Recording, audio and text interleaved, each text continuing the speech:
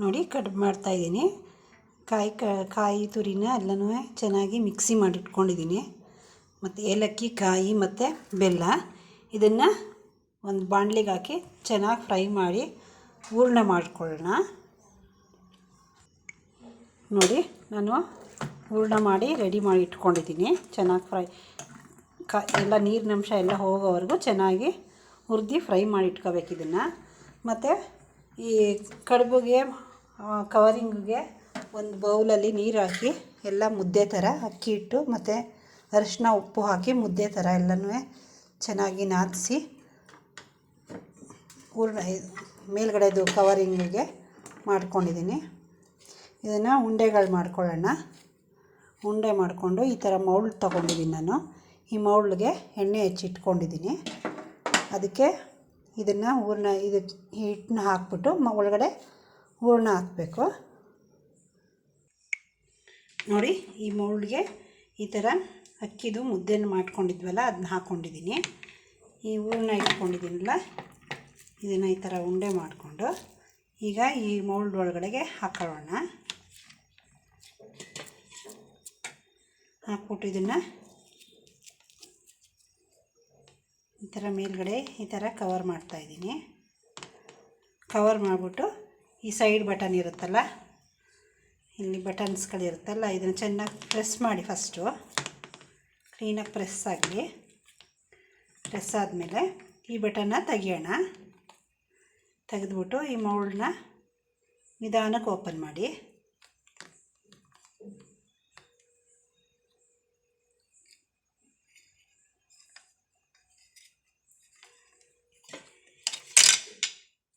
ನೋಡಿ ಈ ಥರ ಒಂದು 4-5 ಮಾಡಿ ಇಟ್ಕೊಂಡಿದ್ದೀನಿ.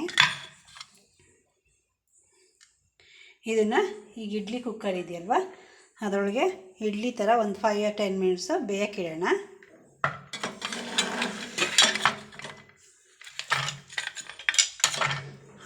ಹಬೆಲೆ ಬೇಯಿಸಬೇಕು.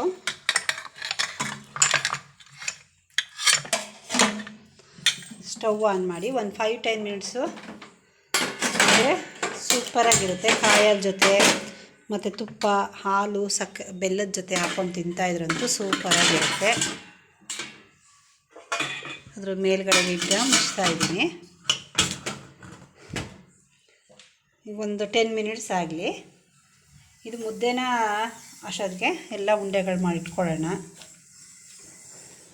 ಈ ಮಳ್ಳೋ ನೀರಿಗೆ ಒಂದು ಸ್ವಲ್ಪ ಅರಿಶಿನ ಮತ್ತು ಉಪ್ಪು ಹಾಕ್ಬಿಟ್ಟು ಮುದ್ದೆ ಮಾಡ್ತೀವಲ್ಲ ರಾಗಿ ಮುದ್ದೆ, ಅದೇ ಹದದಲ್ಲಿ ಕುದಿ ಬಂದಮೇಲೆ ಅಕ್ಕಿ ಹಿಟ್ಟು 1-2 ಕಪ್ ಅಕ್ಕಿ ಹಿಟ್ಟು ಹಾಕಿ ಮಾಡಿ ಇಟ್ಕೊಂಡಿದ್ದೀನಿ ನಾನು ಇದನ್ನು. ನೋಡಿ ಒಂದು 10 ಮಿನಿಟ್ಸ್ ಆಗಿದೆ. ನೋಡಿ ಈ ಥರ ಆಗಿದೆ. ನೋಡಿ ಎಷ್ಟು ಚೆನ್ನಾಗಿ ಬಂದಿದೆ. ಮುಟ್ಟಿದ್ರೆ ಅಂಟಬಾರ್ದು ಅದು. ನೋಡಿ ಎಷ್ಟು ನೀಟಾಗಿ ಸೂಪರಾಗಿ ಬಂದಿದೆ.